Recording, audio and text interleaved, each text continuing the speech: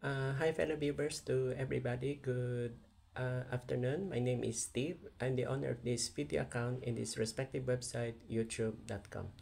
Okay, itong video na ito ay para to sa mga contractors na I hope na nanonood kayo ng TV or nanonood kayo ng YouTube videos or other videos from other websites na related sa flood control projects or government bidding projects. Yung ibig sabihin, this is between contractors and DPWH at ang PCAB. Okay. Pero itong video na ito is concentrate tayo sa mga contractors. Okay. Kung if ever, no, just in case, mabatikos kayo mga contractors in the future, in the future. Anyway, itong video nito, ang good news, wala pa akong na-mention name ng construction firm, construction companies, or sino may-ari. Pero ito, advance ko na to mention in this video ahead. I would like to inform, this is para siyang hate speech.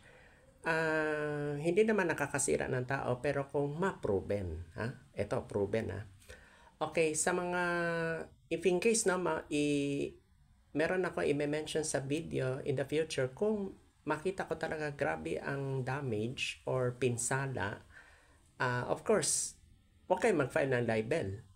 Kasi kung magpa-file kayo libel, ibig sabihin guilty kayo. Ayun yung aminin na meron kayong kasalanan. Just in case.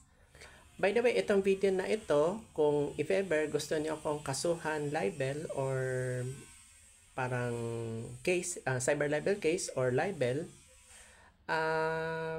of course, meron akong kondisyones. I will inform ahead. By the way, itong video na to is very expensive. Not only sensitive, but expensive. Depende sa situation or depende kung saan lugar nangyari yung damage or anomalous or anomalya. Depende. It talks about million pesos. So, meaning this video that I made today is very expensive. Pero, huwag kayo mag-alala. Chillax lang. Relax lang kayo.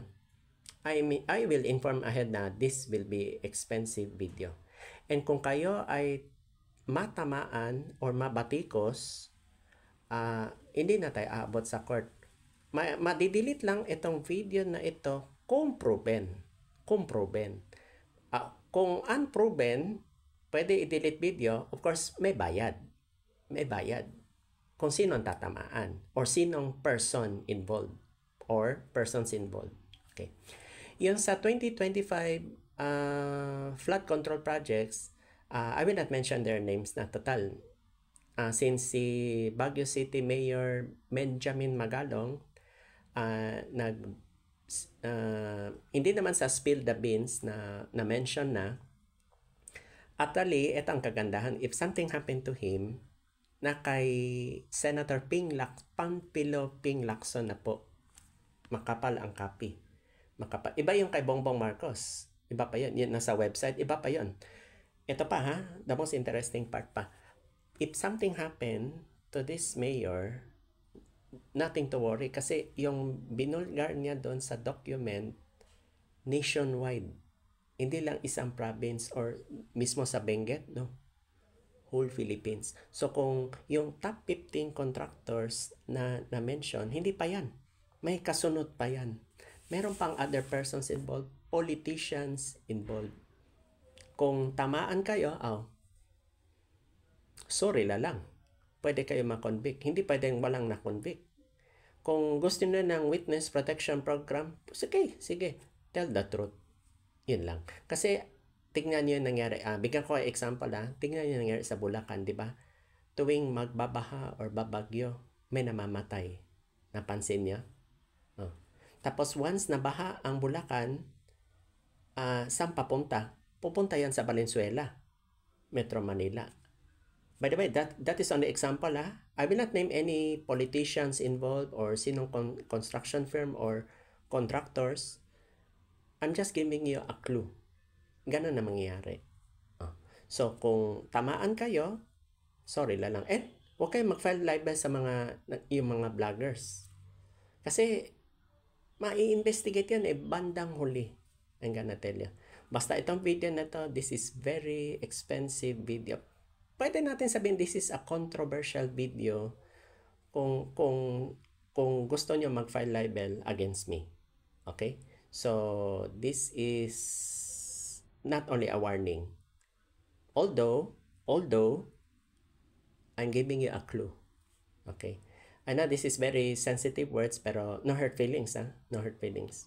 So, this will be a lesson to all of us. Kasi, kung binubusan niyo yung pera ng gobyerno, tapos, that is paid from the taxes from each taxpayers, tapos ganyan na lang mangyayari, sayang. Yung iba, sana hindi lang nagbayad ng tax. Tapos, may quota pa sila. Oh, ano nangyari? Okay? So, I hope that this video will learn a lesson sa inyo, mga contractors. Nationwide. Okay? I will not mention all the names of the companies. Time will come. Sinasabi ko sa inyo. Then, if ever, kayo mga politicians, if ever may matatamaan, don't blame me. Don't blame me. Kasi, kung meron na kayo na file live tapos ako nakadiscover na, uy, guilty pala itong tao, kala makulong. Hindi siya pwede magpunta ng abroad dahil lang sa issue na yan. Time will come out. Hahalongkatin nila yan. Okay?